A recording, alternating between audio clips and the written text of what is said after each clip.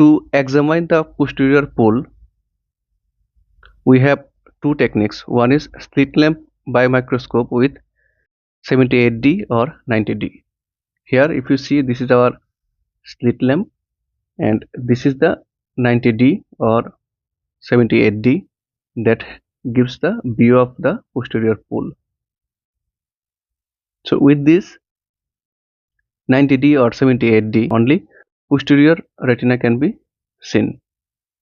And another technique is direct ophthalmoscopy. So in the direct ophthalmoscopy, we can also see the posterior pole. Now to examine the peripheral retina, we have two techniques. One is indirect ophthalmoscopy. So this is the indirect ophthalmoscope with a high power convex lens that helps us to see the peripheral retina.